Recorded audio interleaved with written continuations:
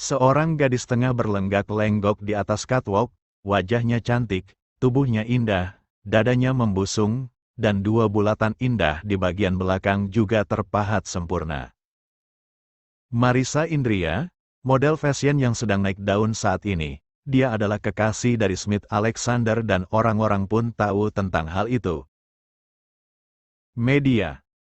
Bagaimana tidak, Smith adalah pemilik perusahaan iklan terbesar di negara ini.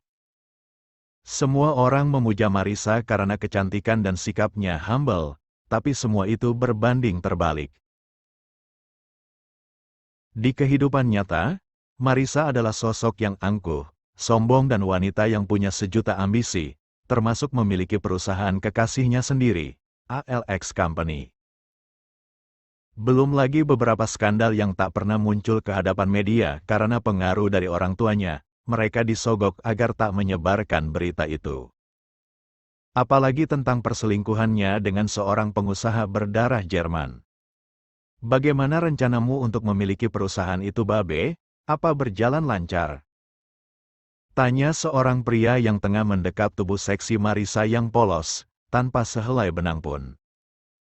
Karena mereka baru saja menghabiskan beberapa jam untuk bertarung panas di ranjang. Sepertinya Alex sudah mulai curiga denganku, sayang. Dia mengacuhkan aku dan beberapa kali menolak untuk bertemu denganku. Jawabnya manja. Marissa selalu memanggil Smith dengan panggilan Alex. Lalu apa rencanamu selanjutnya, Babe? Tanya pria itu lagi, tangannya kembali merayap ke area dada Marissa. Tentu saja, aku takkan menyerah sebelum mendapatkan yang aku inginkan. Kenapa kamu harus bertanya? Selama ini, pria inilah yang selalu membantunya dalam mewujudkan apapun keinginan Marissa, termasuk memodalinya untuk sekolah modeling. Ternyata kamu adalah wanita yang ambisius, Babe. Kau tahu aku seperti apa, sayang. Mau bermain lagi? Tawarnya dengan manja. Tentu saja, sayang. Kapan lagi kamu punya waktu untuk bercinta bersamaku?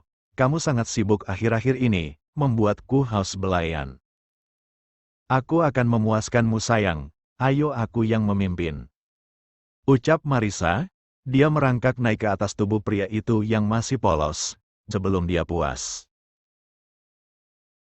Siang harinya, wanita itu pergi ke kantor kekasihnya. Dia akan berusaha meluluhkan hati seorang Smith Alexander kembali, apapun caranya. Dia tak boleh kehilangan pria itu, dia adalah ladang emas berliannya. Tapi apa yang dia dapat? Lagi-lagi sebuah penolakan dan hal itu membuatnya sangat marah, apalagi saat di lobi malah ada karyawan kebersihan menabraknya dan menumpahkan kopi ke roknya. Karyawan rendahan, beraninya kau mengotori rok mahalku. Kau tahu, gajimu selama 1 tahun pun takkan mampu mengganti rokku. Teriaknya, dengan penuh emosi. Sudah diabaikan kekasihnya, sekarang ditambah lagi karyawannya berbuat ceroboh. Maafkan saya, Nona, saya tidak sengaja. Ucap karyawan kebersihan itu dengan suara bergetar. Dia takut bukan main, apalagi saat melihat wajah wanita itu yang memerah karena marah. Kau lihat pahaku, Ini semua salahmu, ucapnya. Dia menamparkan pipi karyawan itu hingga membuatnya terhuyung. Dan siapa karyawan kebersihan itu? Dia adalah Amelia. Siapa namamu, gadis rendahan? Aku akan mengadukanmu pada kekasihku agar memecat karyawan tidak becus seperti dirimu.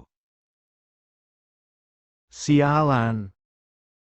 Marissa pergi dari kantor itu dengan mood yang sangat buruk.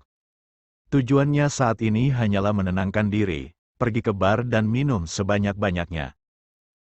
Babe, kau ada masalah? Tumben kesini? Tanya seorang bartender, tentunya pria yang berbeda dengan yang semalam menikmati tubuhnya. Aku pusing, aku butuh sedikit hiburan. Kau mengertikan maksudku? Jawab Marissa, Dia tersenyum nakal menatap pria di depannya. Baiklah, kamu tunggu di ruangan VVIP. Aku akan membersihkan diri dulu, agar kamu nyaman bermain denganku sayang. Ucap pria itu lalu mengedipkan sebelah matanya genit. Marisa tersipu dan pergi dengan membawa 2 botol minuman beralkohol dengan kadar yang paling tinggi. Itulah Marisa, jika ada hal yang membuatnya kesal. Bermain dengan berbagai macam pria adalah pelariannya. Entah sudah berapa banyak laki-laki yang sudah pernah menjamah tubuhnya. Tapi hal itu tak membuatnya puas. Dia selalu ingin merasakan sensasi yang lebih menantang. Marisa duduk manis di ruangan yang sudah direncanakan bersama pria itu, dan tak lama pria itu masuk dengan rambut klimisnya. "Oh, kau sudah tidak sabar sayang?" tanya pria itu saat Marisa langsung menyergap lehernya, mengecupinya hingga memerah. "Aku sudah sangat bernafsu saat melihatmu sayang, ayo kita bermain." Tunjukkan apa yang dilihat orang lain, belum tentu sesuai dengan kenyataan dan realita kehidupan. Marisa bukan wanita yang baik, apalagi dalam hal menjaga kehormatannya. Orang tuanya juga bukan TV yang mempermasalahkan hal itu. Mereka tahu kelakuan anaknya di luar sana, tapi mereka membiarkannya selama itu tak bocor ke media massa, atau Marisa hamil. Otomatis itu akan membuat karirnya hancur, dan orang tua Marisa tak ingin hal itu terjadi. Roy membuka pintu dengan wajah datarnya. Dia tahu bosnya pasti akan bad mood jika sudah bertemu dengan wanita itu. Dia masuk, seketika itu pula kedua matanya membulat sempurna, bahkan hampir keluar dari tempatnya. "Ada apa tuan?" tanya Roy. Dia melihat bosnya sedang duduk di sofa dengan memejamkan matanya. "Kau jelas tahu aku kenapa Roy, wakilkan meetingku hari ini." "Aku tak ingin kemana-mana hari ini." "Baik tuan, saya yang akan pergi mewakili tuan," jawab Roy tegas. "Kau memang bisa diandalkan, pergilah Roy. Jangan kecewakan klien kita. Panggilkan petugas kebersihan yang bertugas membersihkan ruanganku kemari," ucap Smith lagi. "Baik tuan, saya permisi." Roy pamit dan segera keluar dari ruangan yang kacau balau akibat kemarahan sang bos besar itu. Roy keluar dengan wajah datarnya, dia segera menaiki lift. Sifat keduanya hampir sama, dingin dan kaku. Hanya saja Smith yang terlihat lebih mendominasi. "Amelia." "Pak Roy, ada apa?" jawab Amelia yang sedang menyapu di luar kantor. "Rapikan ruangan CEO." "Baik Pak, saya ke sana sekarang," ucap Amelia, lalu pergi dari hadapan Roy. "Gadis yang manis," gumamnya sambil tersenyum, tapi sedetik kemudian dia menggelengkan kepalanya. "Berpikiran apa aku ini? Tak ada waktu untuk memikirkan hal yang tidak perlu. Aku harus segera pergi," ucapnya, lalu berjalan ke arah parkiran dengan tergesa-gesa. Amel sedang di lift sekarang, jantungnya dak-dikduk tak karuan sekarang, apalagi dia belum melihat pria itu keluar dari ruangannya. Jadi bisa dipastikan jika pria itu masih ada di ruangannya. Amelia masuk dengan perlahan, dia terkejut melihat suasana ruangan itu. Padahal tadi pagi dia merapikannya serapi mungkin, tapi sekarang, keadaannya seperti kapal yang menabrak batu karang, berantakan. Berkas-berkas berserakan di lantai, juga laptop yang terbelah menjadi 2, kursi yang terjungkal dan masih banyak hal yang membuat tempat ini berantakan maksimal. "Permisi tuan, saya kesini atas perintah Pak Roy," ucap Amelia sopan. Smith membuka matanya, dan menatap Amelia dari atas sampai bawah. "Bereskan tempat ini, tapi jangan berisik," jawab Smith datar, tapi matanya tak berpaling sedikit pun dari Amel. "Baik tuan." Amelia mulai membereskan berkas-berkas yang tercecer itu dengan rapi, lalu menyapu lantainya. Smith diam-diam memerhatikan cara gadis itu membersihkan ruangannya, Kaki jenjangnya bergerak lincah penuh energi saat memindahkan barang-barang dan menatanya. "Kenapa kau mau jadi OG, Mel?" tanya Smith tiba-tiba, hingga membuat Amel tersentak kaget. "Hanya karena kebutuhan Tuan. Kau masih punya orang tua lengkap?" tanyanya lagi. Entah dorongan dari mana, karena Smith biasanya takkan peduli pada pegawainya. Tapi sekarang, dia merasa sangat penasaran dengan sosok gadis cantik yang sedang membereskan ruangan kerjanya. "Masih Tuan, orang tua saya ada di kampung. Mereka petani," jawab Amel lirih, dan tetap melakukan pekerjaannya. "Baiklah, semoga betah bekerja di sini. Kau akan mendapat bonus bulan ini." "Benarkah?" "Terima kasih Tuan," ucap Amel dengan senyum manisnya. Dek. Entah kenapa, setiap melihat senyuman manis gadis itu membuat hatinya berdebar tak karuan, jantungnya juga berdetak dengan kencang. Selang setengah jam kemudian, Amel sudah menyelesaikan pekerjaannya dan keluar dari ruangan itu setelah pamit pada Smith.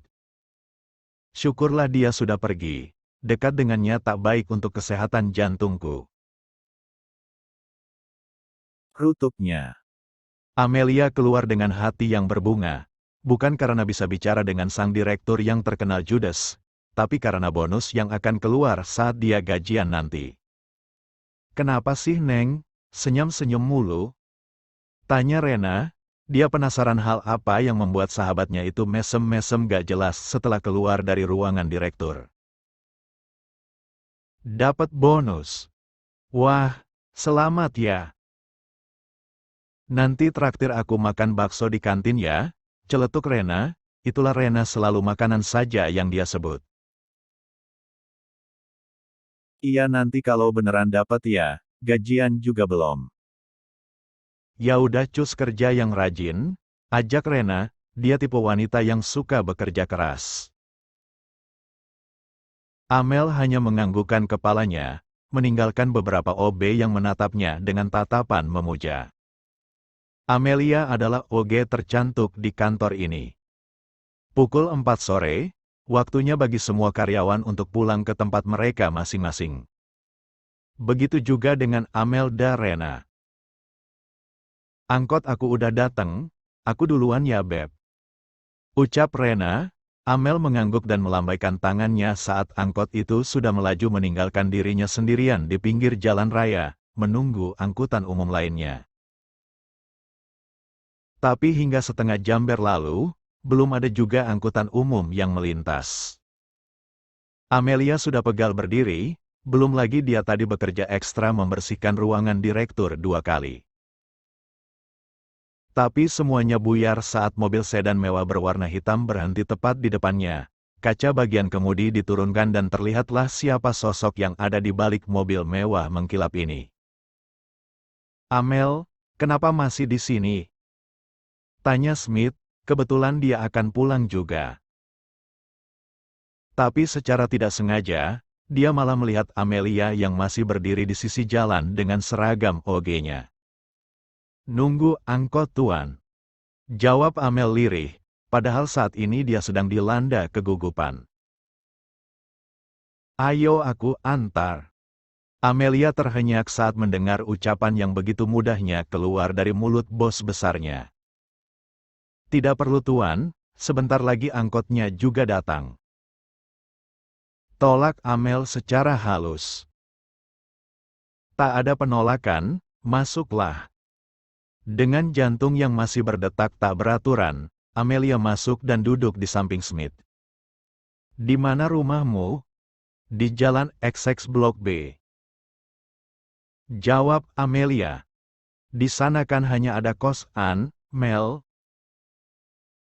"Hanya ngekos di sana Tuan," jawab Amel. Setelah perbincangan itu tak ada lagi pembicaraan lain.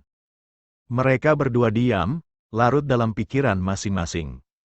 Perjalanan cukup membuang banyak waktu pun selesai. Smith memarkirkan mobil mewahnya di depan gang. Karena kosan Amelia masuk gang sempit. Terima kasih tumpangannya, Tuan. Ya, jawab Smith singkat, dan segera meninggalkan gang sempit dan kumuh itu. Fiu, untung saja, gumam Amelia, dia menghela nafas lega karena semuanya telah berakhir. Sedangkan di mobil, Smith mesem-mesem jika mengingat betapa polosnya seorang Amelia. Bahkan dia tak bisa memasang seatbelt, hingga membuat Smith gemas dan membantunya. Tapi hal itulah yang membuat jantungnya kembali berdetak cepat, entah kenapa. Apa Smith sakit jantung?